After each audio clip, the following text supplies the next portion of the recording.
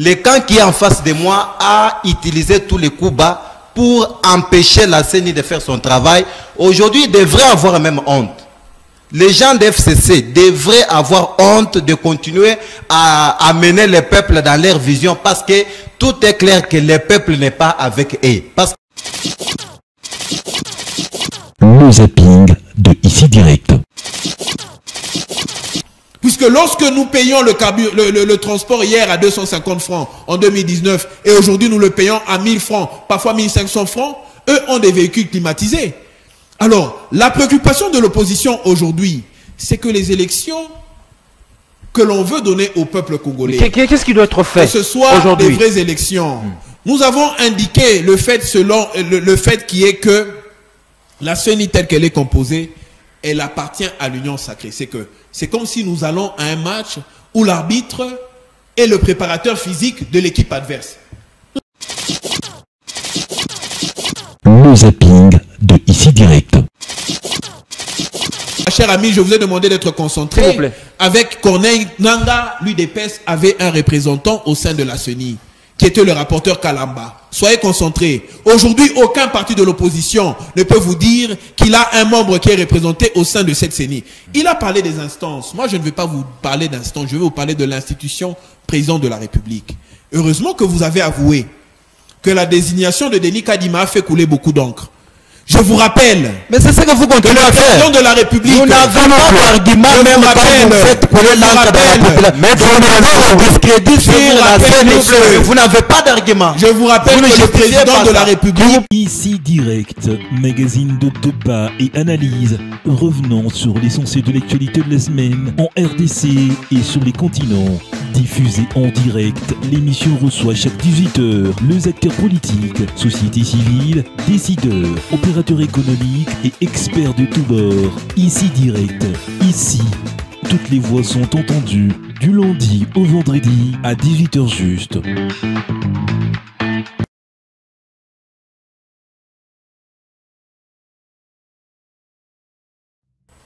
Madame, Messieurs, bonsoir et bienvenue à vous tous, sincèrement du côté est de la RDC. Ici, on parle essentiellement actualité en République démocratique du Congo et ce soir dans l'actualité, on revient encore, depuis le début de cette semaine, on en parle toujours, ce remaniement au sein du gouvernement Sama. Est-ce que vous comprenez les demandes de l'opposition?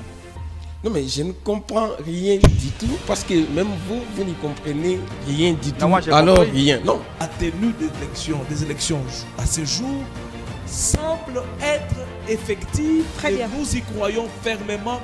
Nous n'avons aucune phobie, aucune peur bleue. N'oubliez pas que dans ces pays, il y a les ministres qui ont été poursuivis pour les mêmes crimes, qui ont conduit ces pays et qui n'ont jamais été même devant les instances judiciaires. Sinon, notre problème c'est quoi? La concrétisation. Hein? On peut nous amener seulement des photos, puisqu'on nous a montré des photos. Combien de fois? Permettez la vérité qui a déjà. beaucoup de subjectivité sans objectivité n'importe que pour avec celui qui la déclare. C'était un plaisir, on se retrouve à lundi prochain, je ne sais pas avec votre tête, mais j'aimerais qu'il revienne. Beaucoup, c'est la fin de cette émission. Merci à vous pour votre fidélité. C'est le jour où les herbes envahissent la parcelle qu'on regrette d'avoir chassé les moutons. Madame, Messieurs, bonsoir et bienvenue à vous tous, sincèrement du côté est de la RDC. Ici, on parle essentiellement actualité en République démocratique du Congo et ce soir dans l'actualité, on revient encore, depuis le début de cette semaine, on en parle toujours, ce remaniement au sein du gouvernement Sama. Est-ce que vous comprenez les demandes de l'opposition? Non mais je ne comprends rien du tout parce que même vous n'y comprenez rien du tout. Non, moi, alors compris. rien. Non. La tenue des élections à ce jour semble être effective. Très bien. Nous y croyons fermement. Nous n'avons aucune phobie, aucune peur bleue. N'oubliez pas que dans ces pays, il y a les ministres qui ont été poursuivis pour les mêmes crimes, qui ont conduit ces pays et qui n'ont jamais été même devant les instances judiciaires. Sinon, notre problème c'est quoi? La concrétisation.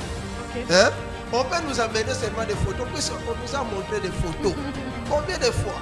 Permettez la vérité qui a déjà. beaucoup de subjectivité sans objectivité n'importe que pour avec celui qui la éclat.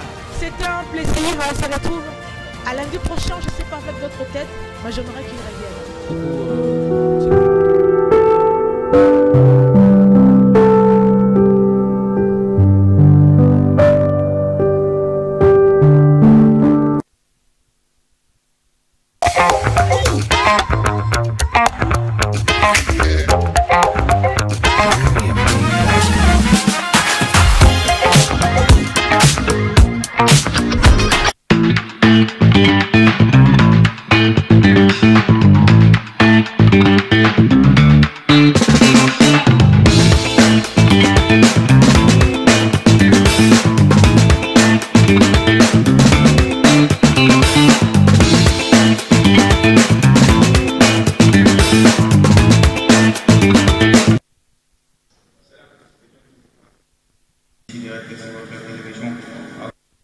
Héritage, bien entendu, avec des thématiques intéressantes sur la table. Gouvernement Judith Tuluka, une équipe de rupture ou de continuité, 54 membres, 15 ministres reconduits, 9 réaffectés, 30 nouveaux. Comment jugez-vous les profils des ministres sur fond des enjeux qui attendent justement durant les 5 prochaines années?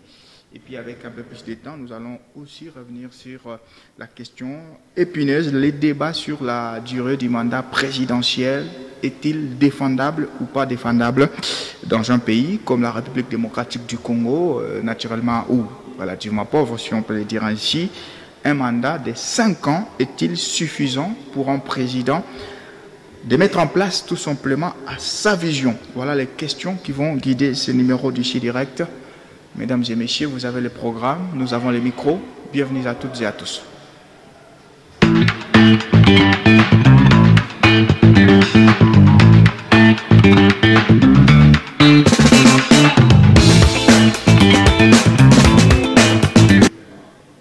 Monsieur Denis Bélessi, bonjour et bienvenue. Bonjour, nous sommes là. Alors, vous êtes au cadre du parti SID et à Lubumbashi. Exactement. Ok. Monsieur Jean-Luc Kong, bonjour et bienvenue. Bonjour, monsieur Jean-Claude. Alors, vous êtes exécutif urbain, adjoint du parti AREP, Agissons pour la République. En effet. Monsieur le maître Alain Kazadi, bonjour et bienvenue. Juste le micro. Bonjour, monsieur Jean-Claude. Nous disons aussi merci à nos téléspectateurs des Tâches Télévision. Alors, pour le temps qu'ils nous accordent afin de suivre ces débats républicains, et je profite pour saluer les co-débatteurs avec qui parlons la République démocratique du Congo ce soir. Vous êtes chargé des communications du parti ARDEV, hein? Bien sûr. Du gouverneur Jacques Kaboula. De son Excellence Jacques Kaboula Katewandani, qui travaille dans la vision du chef de l'État. Je crois que tous les ministres, comme ils sont nommés ici, vous travaillez dans la vision du chef de l'État. C'est ça. Allez, on commence avec vous, monsieur Jean-Luc Kong, exécutif urbain adjoint du parti AREP. Vous avez suivi la sortie attendue, en tout cas, avec ferveur du gouvernement Judith Tuluka pour donc son équipe, 54 membres, 15 ministres reconduits, dont votre leader du parti Guy Luando, 9 réaffectés, dont on peut parler de Jean-Pierre Bemba, qui quitte la défense et qui part au niveau des transports, 30 nouveaux ministres. D'une manière un peu générale, comment vous avez jugé de manière un peu lapidaire les profils des uns et des autres? Est-ce que ce sont des profils capables par rapport aux enjeux de notre pays? Oui, en fait, moi j'ai accueilli avec joie et satisfaction l'équipe gouvernementale de la Première ministre Judith Tuluka. Cette équipe, vous allez la voir comment elle est composée. Il y a des profils très qualifiés.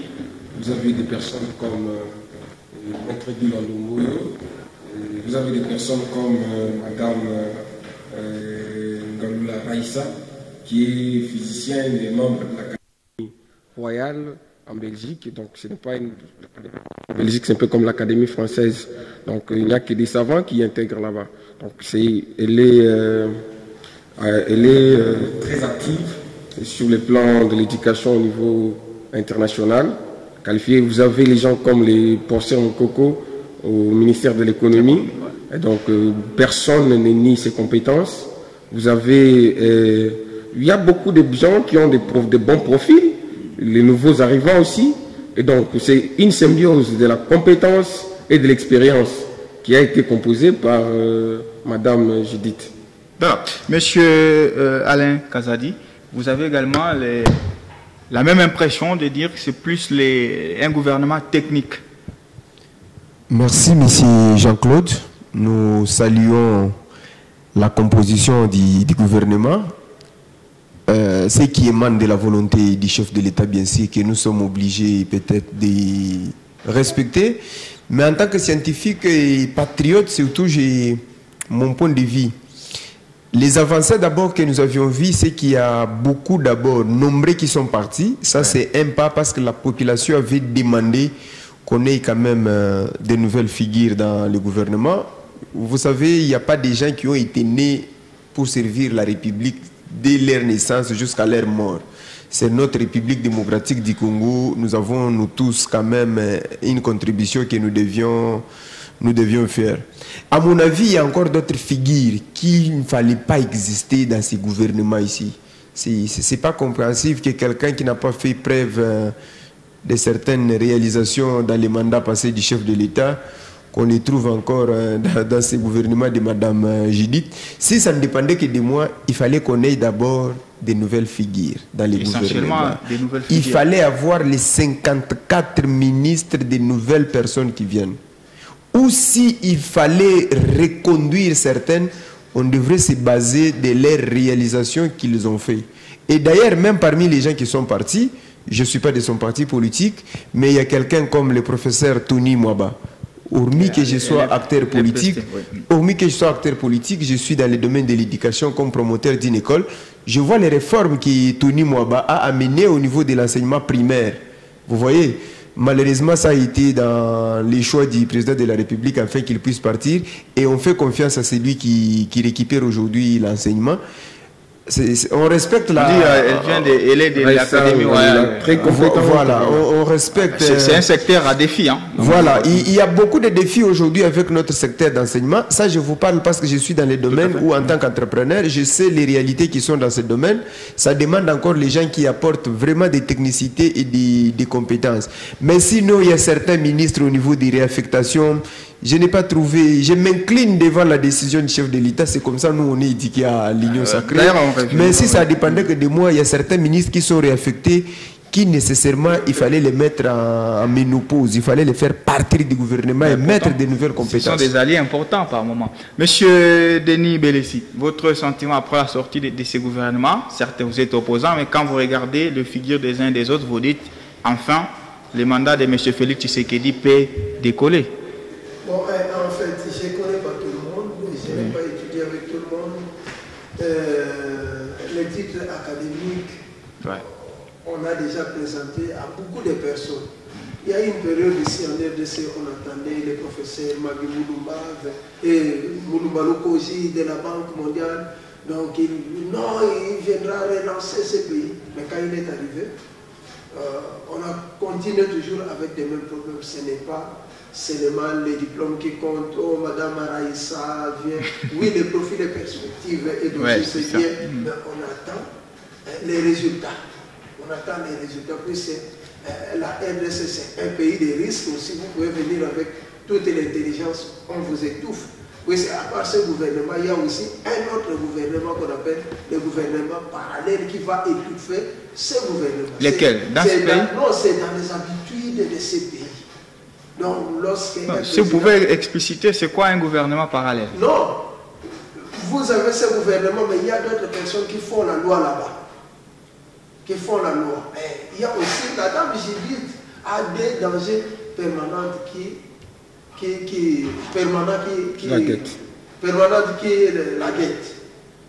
guette, si je peux le dire. Président Félix est entouré, premièrement, des membres des églises pentecôtistes. Et vous savez, oui, les membres des églises pentecôtistes ne croient pas qu'une femme peut les diriger.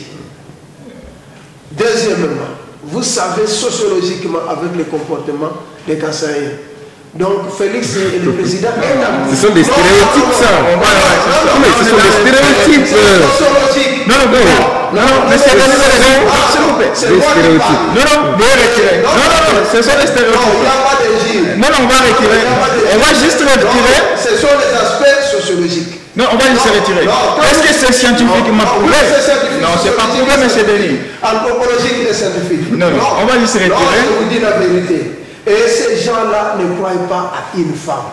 Est-ce que ces gens-là dirigent ce pays? Non, mais ils sont dans ce... C'est l'union sacrée. Non, ce n'est pas... Non, il y a l'union sacrée, il y a l'union sacrée qui dirige, il y a aussi un gouvernement parallèle qui dirige, même du temps de Matata Mpondu, même, non, pas Matata Mpondu, même du temps d'Adolphe Mouzitu, il y avait toujours un gouvernement parallèle. Ça n'a pas commencé aujourd'hui. Et ces gouvernements parallèles qui sont là-bas, il y a ce qu'on appelle la maison civile du chef de l'État, qui influence aussi les... Quoi, là c'est un autre terrain. Non, c'est moi qui... Vous m'avez posé la question. Oui. Il y a des gens qui sont en train de nous suivre. Maintenant, le gouvernement est arrivé. Et je vous assure, vous allez entendre ça un jour, qu'elle était empêchée par telle circonstance. D'accord, merci. Je reviens à vous. Monsieur Jean-Luc Kong, on va parler des reconduits.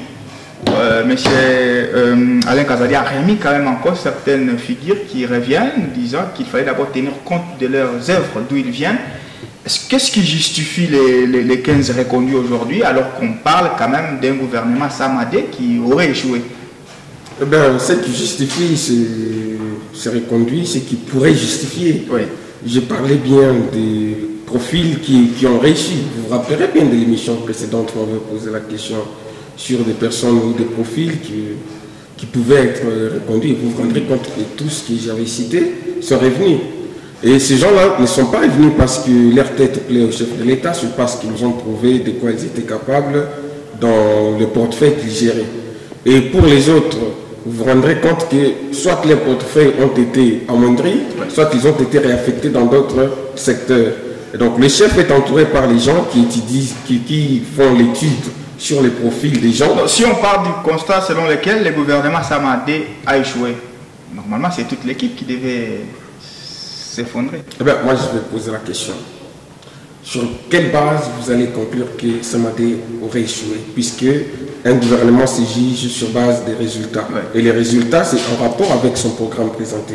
Lorsque nous regardons le programme présenté par l'équipe Sama au gouvernement Sama, à quelle hauteur ils ont réalisé leurs objectifs, la réalisation est-elle en deçà des 50? La situation sociologique, socio-économique, vous la connaissez? Oui, et cette situation... Le problème des taux, même si on n'y connaît pas tous ces aléas peuvent advenir juste après que le programme soit conçu et venir surprendre l'exécution du programme. Moi, je parle ici.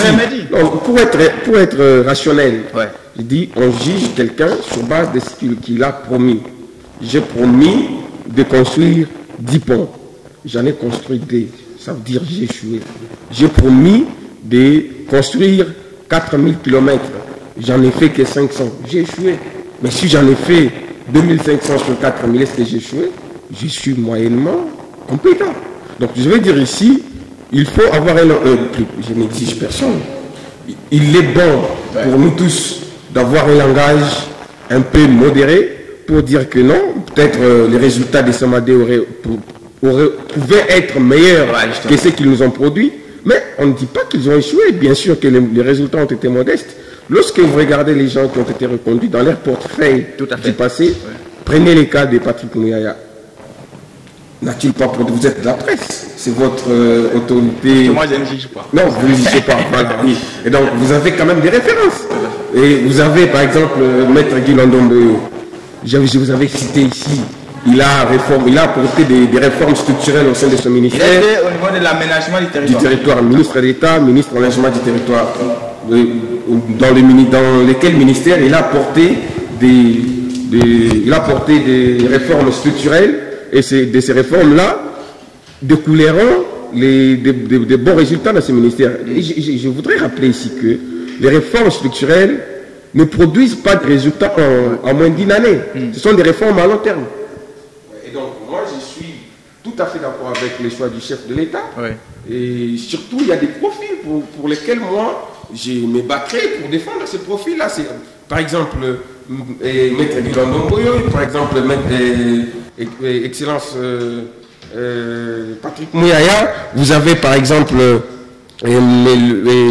Jean-Pierre Liao dans la fonction publique. Dites-moi, moi je n'aurais que citer un seul ministère dans lequel on a répondu quelqu'un qui était incompétent. Merci. On va. Alors, monsieur Maître Alain Kazadi, vous allez certainement répondre. S'il y a à répondre, même maintenant la question principale, quels sont selon vous les défis auxquels il faut vite s'y atteler par rapport aux différents animateurs aujourd'hui? Je voulais d'abord apporter une petite précision en écoutant mon ami d'en face qui est du même clan que moi. Au départ, je ne suis pas contre sur la décision du chef de l'État sur les choix de reconduits, mais seulement que nous sommes dans la gestion de la chose publique. Il y a les gens qui étaient ministres la période de Mobutu. Ces gens sont redevenus avec Laurent Désiré Kabila. Ils sont revenus avec Joseph Kabila pendant 18 ans. Ils reviennent avec Tshisekedi pendant les premiers 5 ans. Ils reviennent encore dans les deuxièmes 5 ans. Nous devons, en tant qu'intellectuels, se poser des questions. C'est quoi les réalisations que ces gens ont fait? Ça, c'est la première question. Mais la deuxième bonne question, c'est de savoir, est-ce des personnes conçues par Dieu pour ne faire que partie du gouvernement? Y a-t-il pas d'autres compétences? Nous avons combien des universités dans notre République ici? Chaque année ici, nous mettons sur les marchés les licenciés, les hauts cadres qui doivent gérer la chose publique. C'est comme ça que je dis, lorsque nous prenons les décisions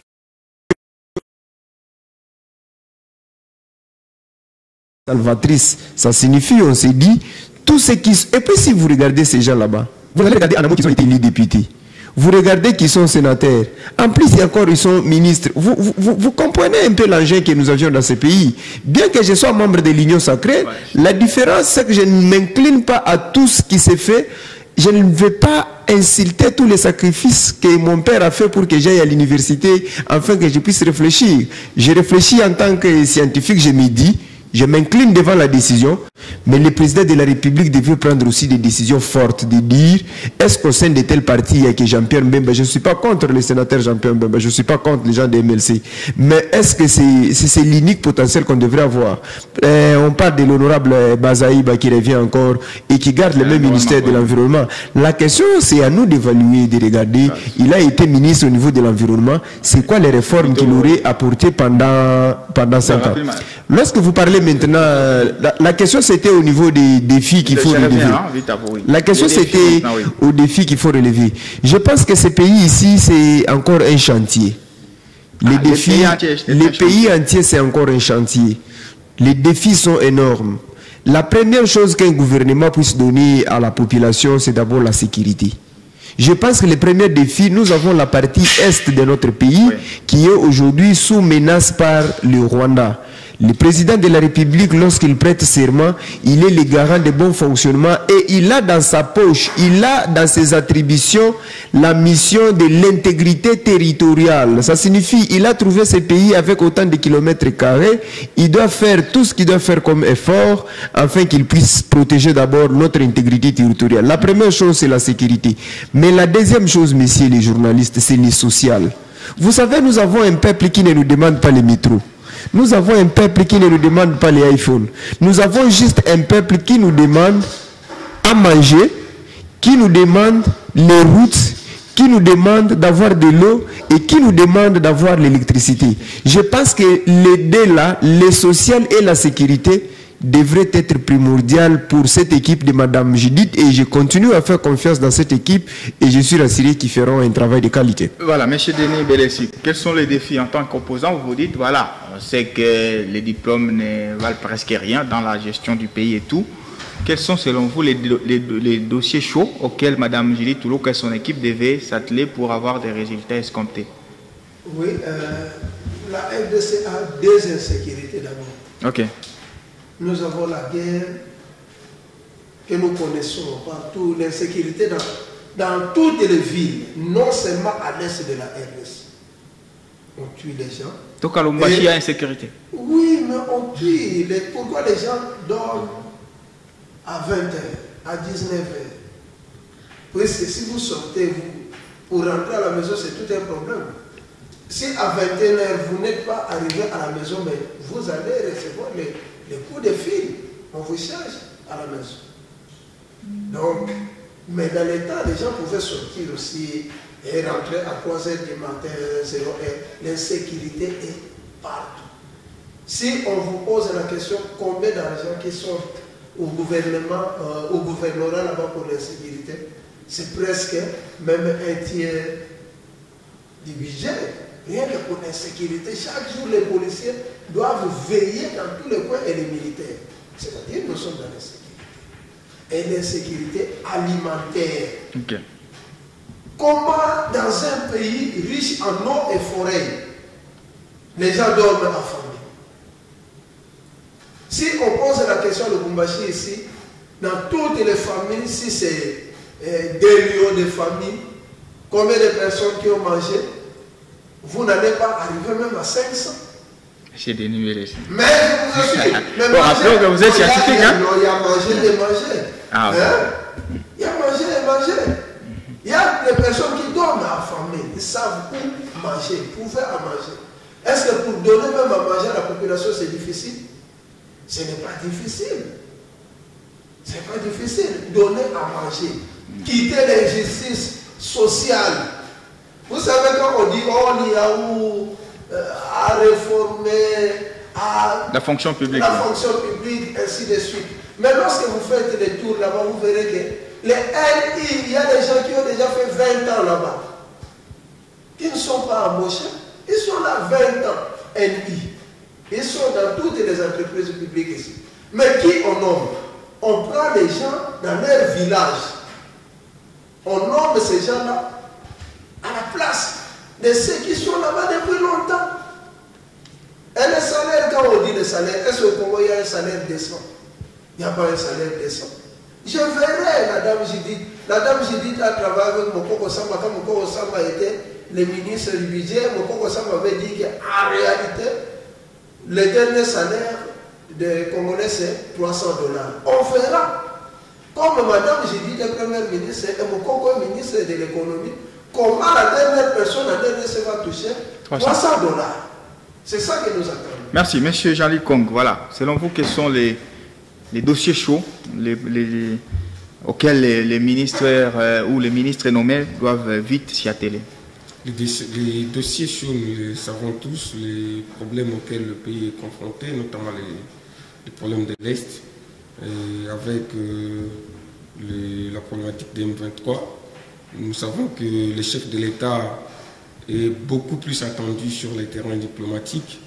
Et c'est ici où je me permets de remercier les chefs d'avoir nommé notre interfédéral, Excellence grâce à Yamba Kazadi, en qualité de ministre, de vice-ministre aux Affaires étrangères. Et connaissant ses qualités. C'est elle qui va diriger maintenant la diplomatie. La diplomatie, voilà, aux côtés de son titulaire. Et donc, faisant confiance en ses qualités, connaissant comme une femme très intelligente et sage, surtout très diplomatique par sa nature, je suis sûr que les chefs sait donner des bons béquilles qui vont l'accompagner sur les terrains diplomatiques. Et après les terrains diplomatiques, parce que le gouvernement devra trouver la solution sur comment en finir avec le M23. Doit-on se lancer dans la guerre ou doit-on simplement continuer avec la logique diplomatique du chef de l'État, comme il en a toujours prôné? Et déjà, quand vous regardez la structure gouvernementale ou la composition du gouvernement, surtout dans les secteurs de gestion de sécurité, vous vous rendez compte que la logique du chef, elle est restée diplomatique, puisque quand vous regardez le profil qui se trouve au ministère de l'Intérieur et au ministère de la Défense, ce ne sont pas des profils des gens qui... C'est pas les ventes en guerre. Voilà, donc ce sont des personnes qui sont amenées juste dans la logique d'apporter des réformes afin de rendre plus efficace notre secteur sécuritaire. En dehors du secteur sécuritaire, nous avons la problématique du taux des dollars. Vous savez, nous qui faisons des affaires, nous en avons un peu de connaissances. Nous savons les conséquences qu'il y a dans les vivres de tous les jours des Congolais.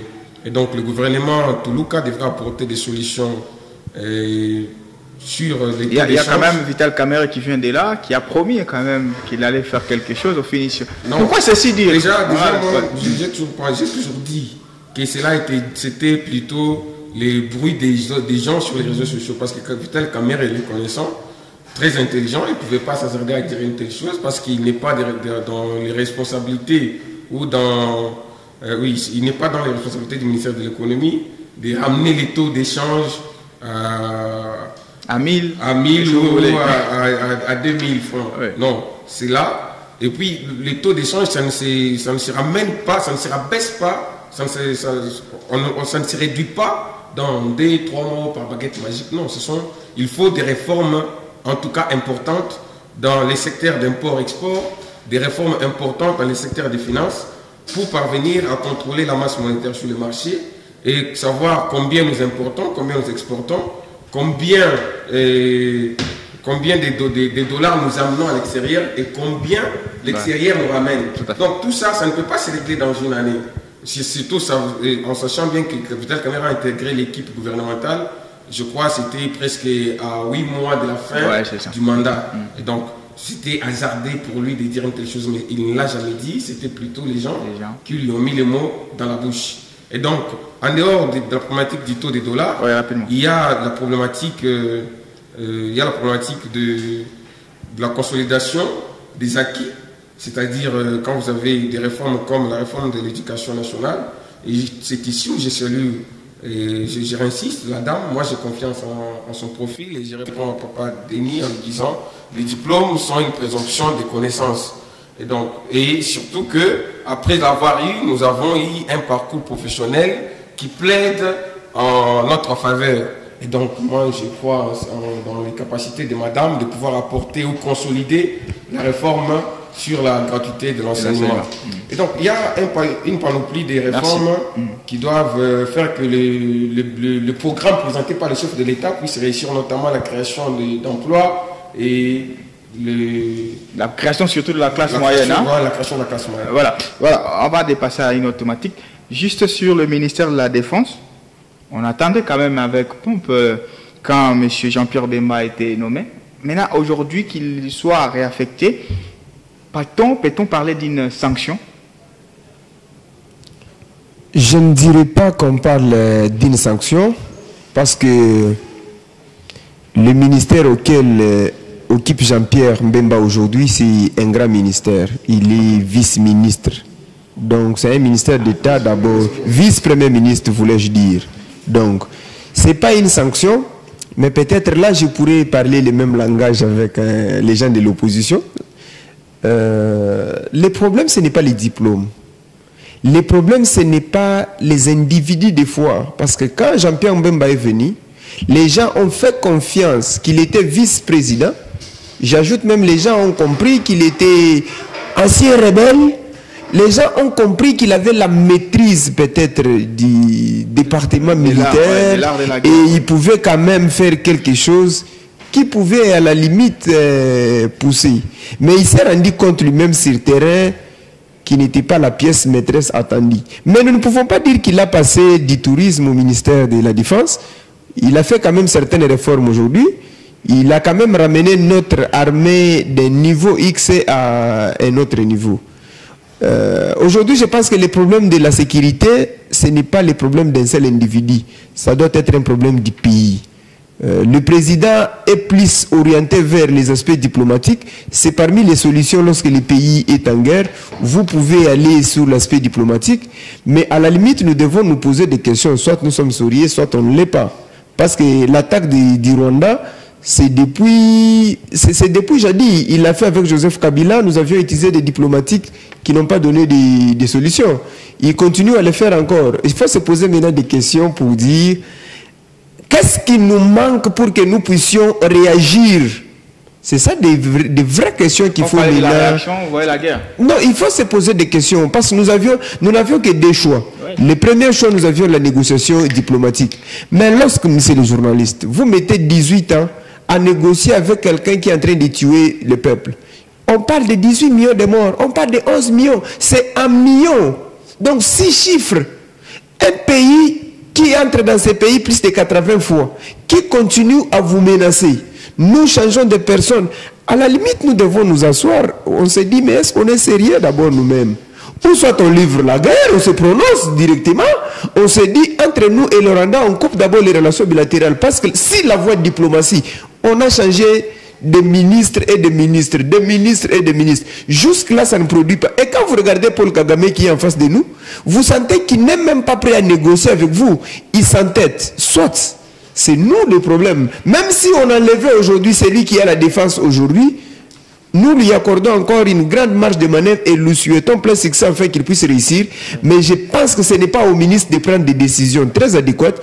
Il faut que le président de la République puisse prendre de grandes décisions afin que la question de l'insécurité dans ces pays avec les Rwandais soit complètement résolue. Permettez que j'intervienne sur ce sujet parce que j'en ai entendu plusieurs fois, non seulement ici sur le plateau, mais aussi sur les réseaux. J'en ai lu plusieurs qui critiquent le vice-premier ministre, ministre des Transports, Jean-Pierre Mbemba.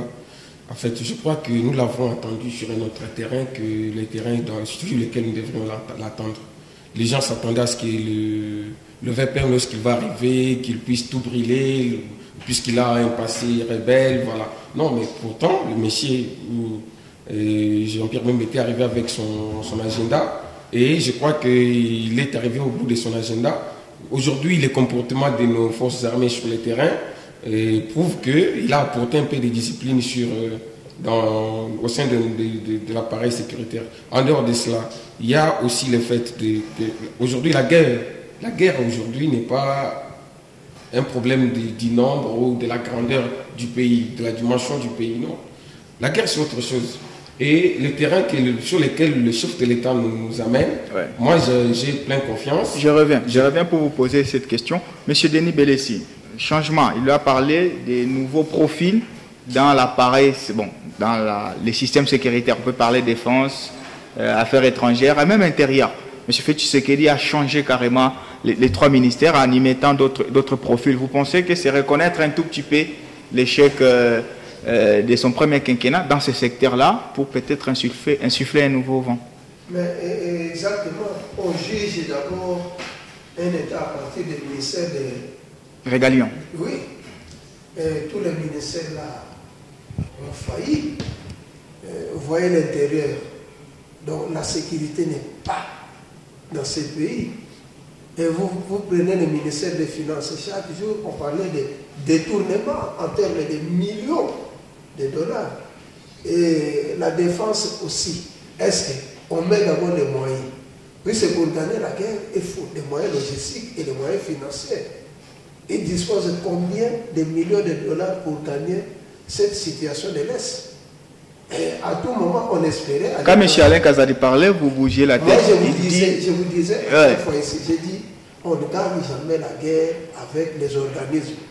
Vous amenez la SADC, vous amenez tel et tel. Vous n'allez pas gagner la guerre avec ces armes. Vous allez gagner la guerre avec votre armée et les alliés États. Vous cherchez les États amis. Et ils vous viendront en aide, bien limités, ils savent leurs intérêts, là ça va passer. Mais quand vous prenez les organismes, tous les organismes là, les pays qui nous attaquent font aussi membres de tous ces organismes. On a vu quand les pays des RAC sont venus ici, même les Rwandais étaient dans cette équipe, mais c'est la population. Ce qui a été démenti, hein. Non, la population a refusé, on dit non, pas des Rwandais. Non, même les gouvernements n'avaient jamais accepté. Hein. Mais on va espérer à qui? Le président nous avait rassuré que vous verrez, quand le Kenya va arriver sur le territoire congolais, directement les problèmes seront résolus. Et même l'Angola est venu.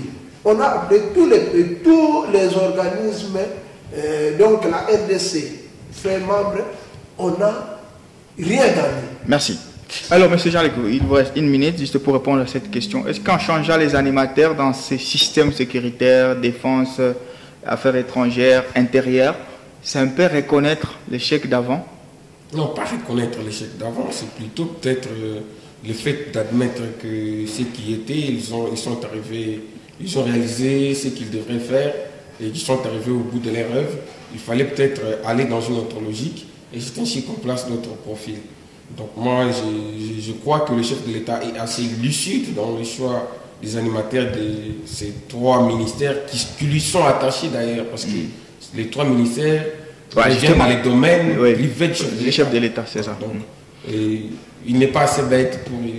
Alors, avant de parler du débat sur la durée du mandat présidentiel, je voulais juste entendre chacun de vous par rapport à l'union sacrée sur les réseaux sociaux, puisqu'aujourd'hui on va faire avec. Les gens remettent en cause l'existence même de l'union sacrée, disant que rien de bon ne peut ressortir de l'union sacrée. Est-ce que vous pensez que depuis l'élection du président de la République jusqu'à aujourd'hui, les actes que vous faites au sein de l'union sacrée permettaient-ils au président de réussir son mandat, M.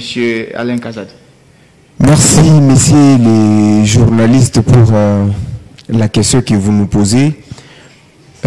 Dorénavant, moi, en tant qu'un homme d'État, je ne réponds pas à des questions de on.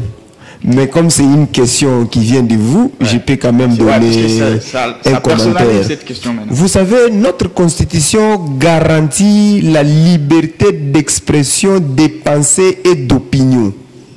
Donc, quelqu'un est libre de penser, de réfléchir et de dire ce qui lui passe dans la tête. Aussi longtemps que ce qu'il dit, ce qu'il fait ou ce qu'il pense ne constitue pas une infraction, il a le libre arbitre de réfléchir. Moi, en tant que cadre de l'Union sacrée, au département de communication, je ne peux pas les empêcher d'utiliser abusivement leur cerveau afin de réfléchir et de dire ce qu'ils veulent. Mais nous, au sein de l'Union sacrée, nous sommes convaincus que depuis notre avènement au pouvoir, nous avions et nous sommes en train de remettre ce pays sur les rails. Même si nos réalisations aujourd'hui n'arrivent pas à 100% à ce que la population attendait. Par exemple, jusqu'aujourd'hui, 5 mois depuis la prestation du serment, nous n'avons que des négociations. C'est ce qui a permis aux gens de remettre un peu en cause. Nous sommes un pays à la dimension continentale. Nous avons plus de 900 partis politiques. Former le gouvernement dans un pays comme le nôtre, ce n'est pas un fait dictat où tu te réveilles un matin, tu dis je vais nommer Denis Bélessi, je vais donner Alain Kazadi, je vais faire comme ça, je vais faire comme ça. Il faut toujours des consultations et des mathématiques politiques. Prenez-vous avec ces gens qui sont habitués à devenir chaque fois dans les gouvernements depuis Mobutu jusqu'à aujourd'hui. Prendre le temps de leur convaincre de ne pas revenir, ce n'est pas une mince affaire. Même les gens là qui disaient que le gouvernement a traîné, les mettre à la place de Madame Judith, ils prendraient peut-être 5 ans et ils s'en sortiront peut-être sans qu'on n'ait même pas un gouvernement. Je sais que ça a pris du temps, mais pourquoi il faut se précipiter pour avoir un gouvernement au lieu qu'on puisse tomber sur un consensus? Vous avez vu depuis la publication de ce gouvernement ici, il n'y a pas de frustration ni à gauche ni à droite, ni dans une province ni dans une autre. Même côté opposition. Il faut regarder sur 26 provinces. Sur 26 provinces que nous avons, s'il y a une seule province qui est frustrée, il faut voir à quel pourcentage. Donc ça signifie que l'œuvre humaine ne manque pas d'imperfectionnement. Donc moi je me dis à mon niveau, le gouvernement est déjà là, les gens peuvent réfléchir comme ils veulent, mais donnons d'abord la chance à ces gouvernements qui sont ici et nous devons les accompagner afin qu'ils travaillent au nom du peuple pour lequel ils sont là. Les gens disent que rien de bon ne peut sortir de l'union sacrée vu la longueur des négociations.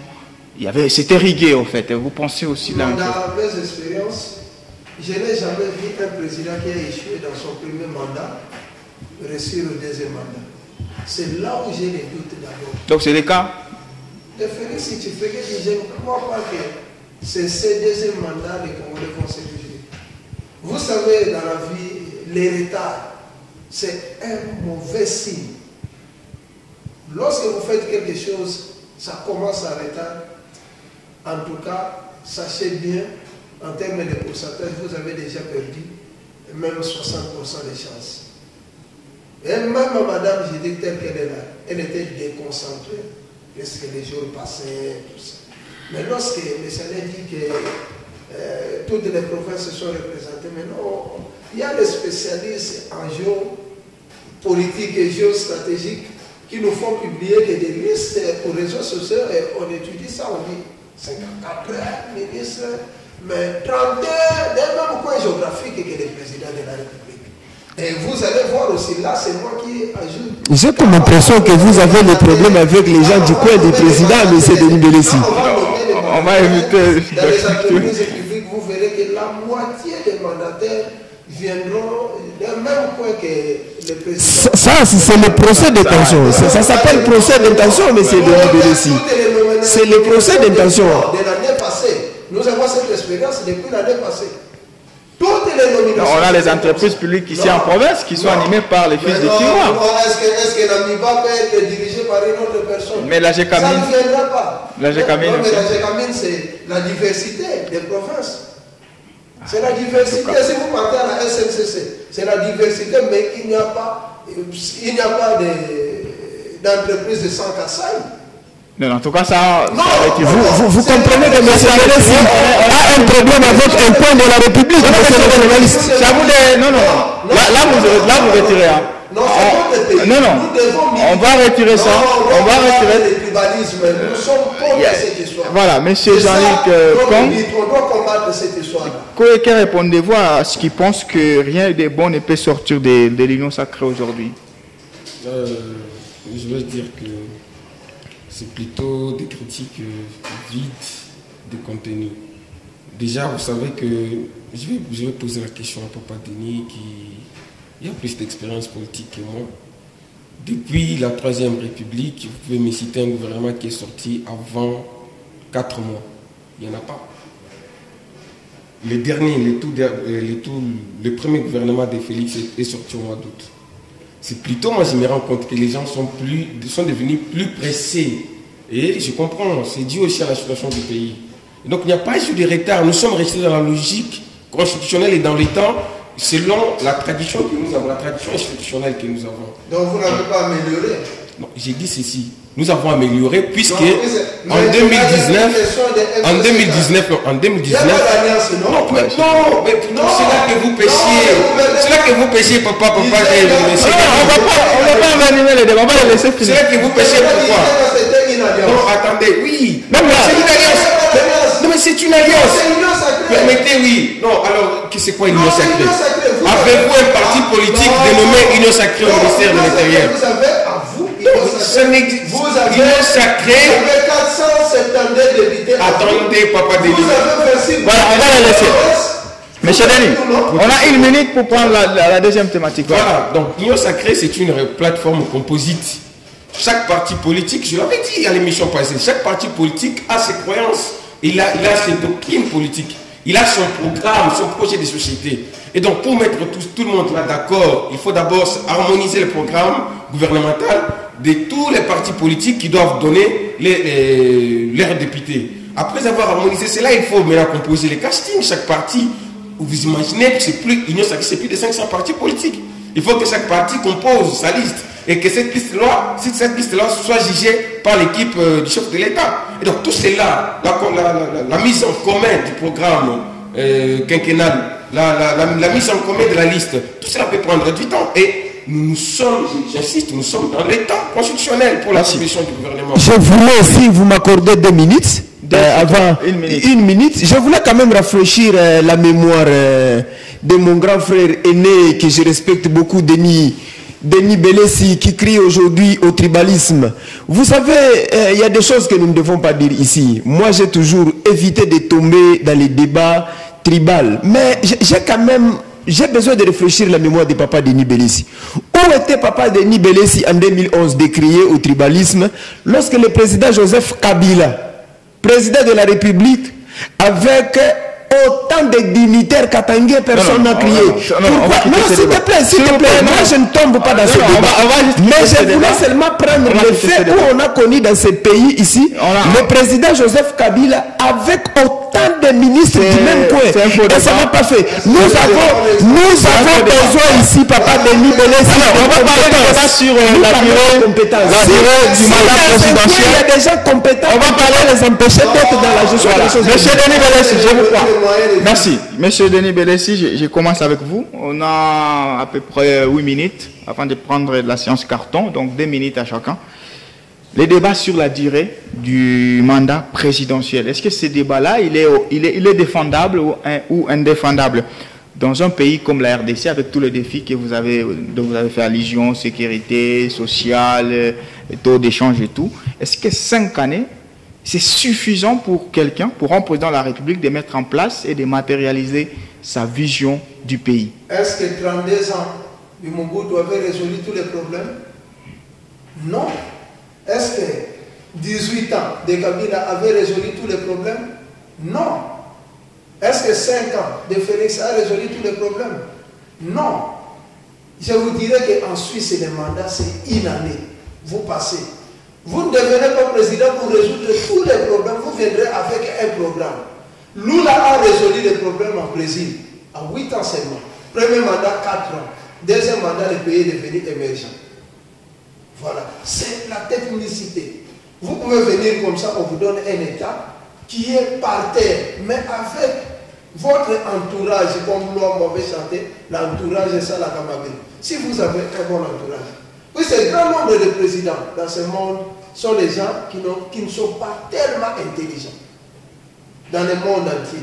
Ils ne sont pas tellement intelligents. Les présidents ne sont pas intelligents. Mais ils sont entourés avec les gens qui sont intelligents et sérieux. Si vous avez un mauvais entourage, on peut vous laisser les pays même 100 ans, vous ne ferez absolument. Donc c'est un faux fouillant. Un faux fouillant, ce n'est pas le nombre d'années. Quand Kaboula a arrangé la route ici, nous avons plaidé, c'est 2 km d'à peu près. On a plaidé autant d'années. Et le gouverneur a arrangé. Et ça, il faut féliciter Kaboula. Il faut féliciter Kaboula. Je vous avais dit ici que Kaboula va arranger la route, vous avez refusé. Il faut, au moins il reconnaît ça aujourd'hui.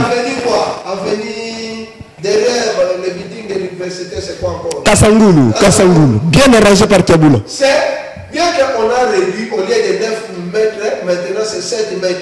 Mais à 4 jours, Papa Denis est terrible. Donc c'est un faux débat. C'est un faux débat. Merci. Je vous assure qu'on peut laisser à Félix, même 50 ans avec son entourage là, il ne fera absolument rien. Puis c'est lui-même d'abord. Posez-vous des questions. Est-ce que le président a des champs? Comme on voit notre président ici. Quel champ? Ils sont là-bas, on voit, il est là. Ce n'est pas dans ses obligations constitutionnelles. On a vu l'autre fois le président de la Corée là, le type là, dans un jardin, dans un champ de riz. Du riz là-bas, il est en train de vérifier si la dépense est faite par l'État, on a bien utilisé cet argent. Merci. 2 minutes. On ne contrôle pas. Est-ce que le président arrive d'abord là où il a investi l'argent de l'État? Merci. Monsieur Jean-Luc Congo, est-ce que ce débat-là, il a lieu d'être ou scientifiquement, on peut quand même en discuter dans un pays vaste comme la RDC, avec tous les défis qu'on connaît, 5 ans, et c'est suffisant pour un président de matérialiser tout ce qu'il a prévu? François Hollande, dans son dernier livre, Répondre à la démocratie, plutôt Répondre à la crise de la démocratie, publié aux éditions Fayard, il revient sur cette problématique et il lui propose 6 ans pour la France. Il propose 6 ans pour la France pour des raisons. Et les 2 raisons valent aussi pour notre pays. La première des raisons, c'est que le fait plutôt d'élire le chef de l'État avec le même nombre d'années, ou soit le même nombre de mandats, le même mandat que les députés, fait que parfois il y a une certaine incohérence dans l'arrivée de la nouvelle majorité, et le chef est là, et la nouvelle majorité essaie de compliquer l'exécution. Là, chez eux, la présidentielle précède les législatives. Précède les législatives de 3 mois. Ouais. La présidentielle intervient en février, la législative en juin. Tout à fait. Mais malgré cela, il a constaté que cela a créé un peu de dysfonctionnement au niveau de l'efficacité du gouvernement. La deuxième raison qu'il donne, c'est que pour lui, si seulement il avait à faire 6 ans, les Français l'auraient bien compris. Et d'ailleurs, nous qui observons la France de loin, la politique française de loin, on se rend compte que Macron, les premières années de Macron étaient plus stables que la suite de son mandat. Pourquoi stable? Parce que Macron est venu hériter des résultats des réformes menées par François Hollande. Et donc, comme je l'ai dit ici au début de l'émission, les réformes structurelles ne produisent pas de résultats immédiatement. Les réformes structurelles demandent beaucoup d'années pour que ça produise. Je vous donne l'exemple d'une réforme qui demande beaucoup d'années pour palper les résultats. Prenons la réforme du chef de l'État sur la gratuité de l'enseignement. Pour qu'un enfant puisse étudier des premières primaires jusqu'en 6e des humanités, il faut 12 années. Donc, pour que nous puissions juger un enfant qui a étudié dans le système de gratuité de l'enseignement, nous puissions juger son niveau, ses capacités intellectuelles. Il faut attendre 12 ans. Nous devons attendre 12 ans pour que l'on sache, sinon ce système-là est venu détruire notre éducation, et il est venu... Donc il faut combien d'années? Moi, je suis d'accord avec le fait qu'on peut faire 6 ans, et renouvelable une seule fois. Et donc ça ferait 12 ans. Cela apporterait plus de clarification dans l'exécution. Mais en quoi les 12 années qu'on ajoute, les 12 mois qu'on ajoute, ça changerait des choses? 12 mois, une année. C'est ça, une année? Oui, c'est une année peut beaucoup apporter. Voilà. Mais c'est ce que ça dit. Est-ce que vous êtes partant de ces débats-là? Est-ce que c'est possible qu'on ouvre, ou bien 5 années, c'est largement... Non, monsieur le journaliste, dans un pays comme le nôtre ici, il ne faut même pas ajouter 2 jours sur les 5 ans. D'ailleurs, il faut même réduire. Ce n'est pas le nombre d'années qui apporte les changements dans un mandat, mais c'est la vision et le programme de celui qui vient au niveau de la tête. Regardez le président Ibrahim Traoré, celui qui a fait les coups d'État au niveau de Burkina Faso. Ça lui a demandé combien d'États? Dans 10 ans, les pays...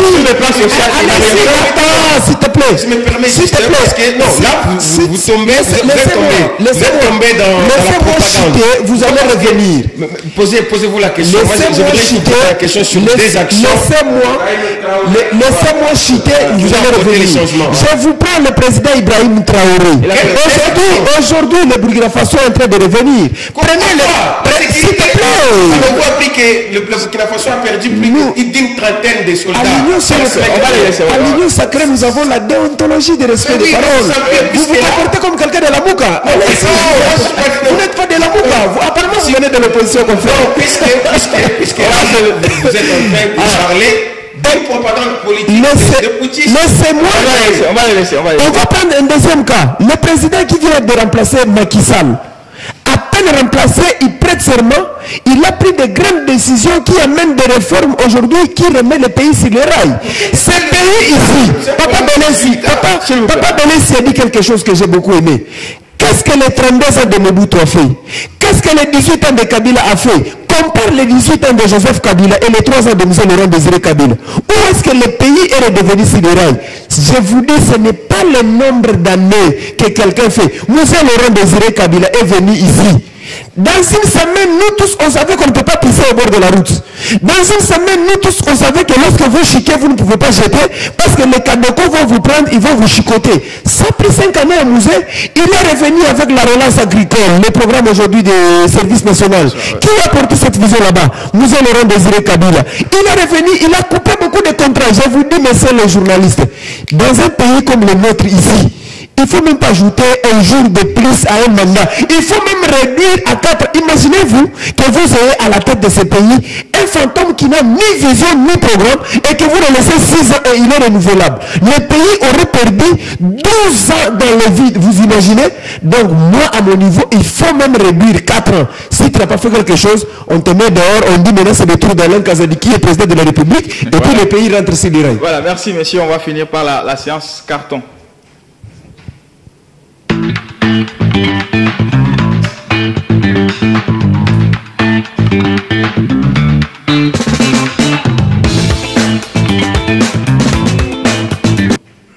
Allez, nous avons 3 cartons sur la table. Le rouge, c'est une sanction négative qu'on peut accorder à une personnalité politique par rapport à son œuvre. Le jaune, c'est un avertissement. Et le vert, c'est une sanction positive.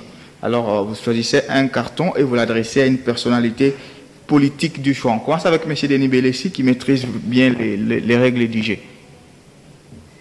J'ai la carton rouge que j'étais pour l'actuel ministre de la Défense. C'est entre nous. Comme ça. Le carton rouge. Pourquoi? Le carton rouge. Il n'a même pas encore pris ses fonctions. Non, non, je l'attends seulement avec ces cartons. Ah, donc vous... S'il ne termine, moi seulement, si le problème n'est pas résolu à l'est de la RDC, donc, dans 3 mois, il est quelqu'un capable dans ce monde de finir une guerre de 20 ans. Les ministres n'ont pas de mandat. Non, maintenant là, c'est question d'être réaliste. Dans 3 mois, peut-il faire ce que... On va voir des signes. Ah, d'accord. Merci. Il y a un carton rouge en l'air déjà pour M. Madian Vita. M. Jean-Ly Kong, votre carton. C'est la partie que je déteste le plus de votre émission. Pourquoi? Non, mais parce qu'elle me mène souvent devant des choix compliqués. Mais j'ai un carton vert pour son Excellence, Madame la ministre, la vice-ministre des Affaires étrangères, Madame Gracia Yamba Kazadi, pour son parcours politique éloquent. Vous savez, ce n'est pas facile dans ce pays pour une jeune femme de son âge de se faire élire, se faire réélire à 3 niveaux et arriver à être nommée vice-ministre aux Affaires étrangères, un ministère dont nous avons la connaissance des enjeux. Voilà, merci. C'est carton. Monsieur Alain Kazadi, je crois que c'est une première, hein, cet exercice. Non, je suis habitué à sanctionner les gens avec des cartons. Voilà, ouais. À mon niveau, je donne les cartons verts à Madame la Première ministre. Nous avons l'obligation qu'elle puisse réussir parce que l'intérêt suprême du pays dépend de la réussite de ce pays. Donc, opposition ou majorité, nous devons nous unir ensemble pour que ces gens puissent réussir. Et c'est là. Non, il a déjà traversé les camps, peut-être ce sont des formalités en cours. Il est déjà de l'Union sacrée. Ce sont des formalités qui restent encore. Voilà, merci à vous, monsieur, d'avoir bien voulu argumenter ces moments dans Ici Direct. Merci à vous, monsieur Alain Kazadi. Merci, monsieur les journalistes, pour l'honneur et surtout, merci à nos téléspectateurs qui ont disponibilisé de leur temps pour écouter ces débats républiques et merci aux co-débatteurs avec qui avions parlé la République démocratique du Congo. Monsieur Jean-Luc Kong, merci à vous. C'est moi qui vous remercie de nous avoir invités et je remercie à mes aînés de m'accepter devant eux afin de discuter la République comme ils l'ont dit. Merci, monsieur Denis Bellis. Convaincu pour conserver. Si madame, je dis, je fais quelque chose de bien. Vous allez... Il va intégrer l'Union sacrée. Non, non. Papa Benes est déjà avec nous. Ce sont les formalités d'usage. Maman de faisant, vous allez sur la grande édition du journal. Merci de nous suivre. Restez currents sur nos programmes et au revoir.